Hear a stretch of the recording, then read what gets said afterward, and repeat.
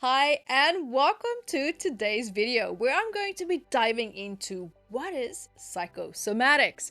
So, why am I even talking about it? Well, I have actually written two big books on this topic.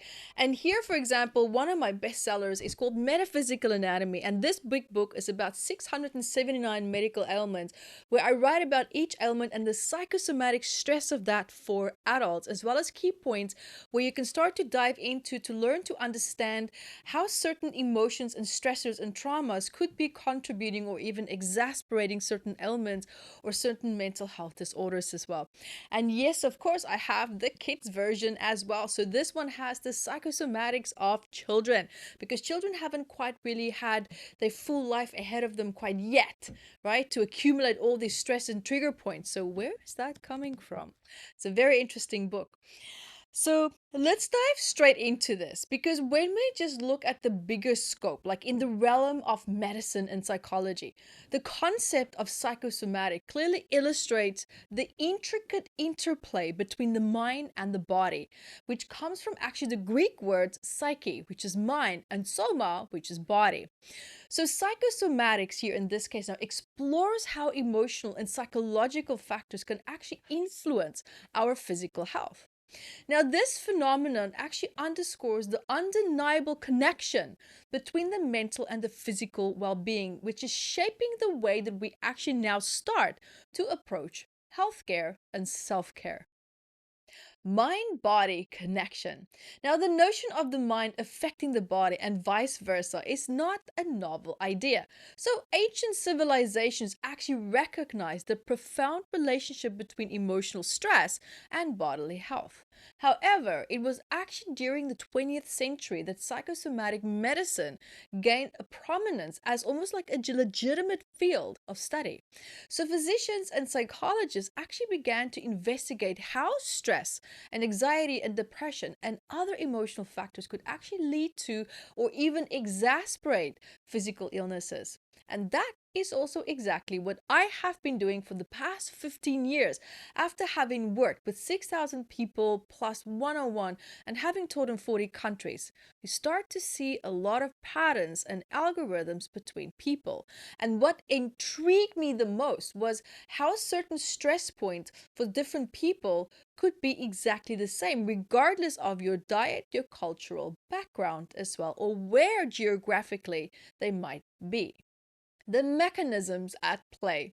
Now, psychosomatic disorders manifest in various ways, often involving also exacerbation of existing conditions or the emergence of actually new ones. So, the underlying mechanisms behind these connections are multifaceted. Stress response.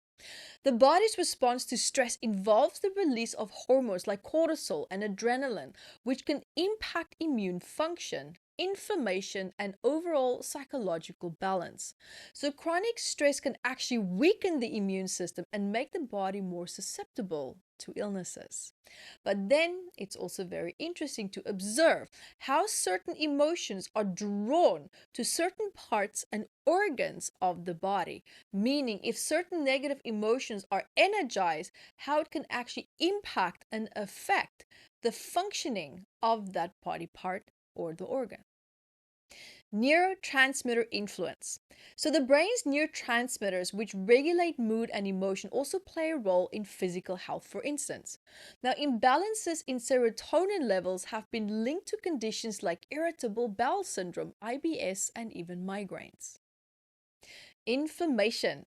Now, chronic emotional stress can lead to low grade inflammation in the body, contributing to the development of conditions, for example, like cardiovascular disease, diabetes, and also autoimmune disorders.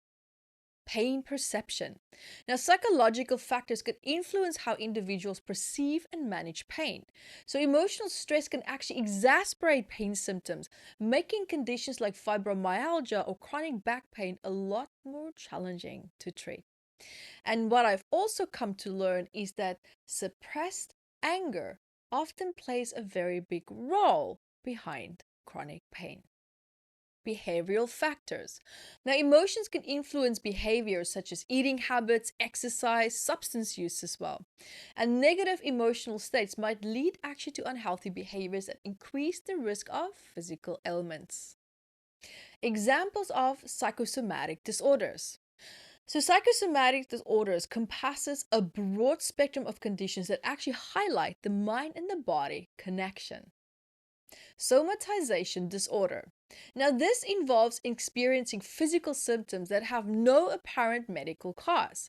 Now, these symptoms can often stem from underlying emotional stress, and a lot of doctors have confirmed this. Psychogenic pain. Now, pain that is primarily caused or exacerbated by psychological factors. Conditions, for example, like tension, headaches, and also certain cases of back pain falls into this category. You know, those times when you work and you sit and you don't really sit in necessarily uncomfortable position, but suddenly you have this tremendous amount of overwhelm of responsibilities, and suddenly, wow, your neck starts to hurt. Now your shoulder starts to hurt. There's a reason for that, but not necessarily what you might think. And this could potentially be a psychosomatic reaction. Gastrointestinal disorders. Now, conditions like irritable bowel syndrome, IBS, and peptic ulcers can be influenced by stress and emotional factors. And I've actually have a wonderful live healing demonstration on my YouTube channel at yvettevideos.com where we actually addressed a stomach ulcer and also many other pain and psychosomatic pain disorders as well. Cardiovascular disorders. Now, stress and negative emotions can also contribute to hypertension and the increase on risk also of heart disease. Skin conditions. So, emotional stress can also trigger or worsen skin conditions like eczema, psoriasis, and also hives. Holistic approach to healthcare. So, the recognition of psychosomatic connections has led to a huge shift in the healthcare paradigm because a holistic approach that considers both of the physical and the emotional aspects of health is starting to gain a lot of traction. And I am deeply also fascinated with this topic. As you can see with these big books that I have written, I have 19 books, but these two are my absolute favorite. And I've even developed a workshop called Intuitive Body Workshop, where I teach people to learn how to understand the psychosomatic messages in the body behind emotional stress, pain, as well as ailments. And I've also developed a healing technique to help people to deal with psychosomatic stress and trauma in their body. And you can find everything at yvetterose.com or at yvetteroseevents.com. And guys, if you have any questions, feel free to ask or search here on my YouTube channel. There's a lot of data and research here that you will find. And until next time, take care.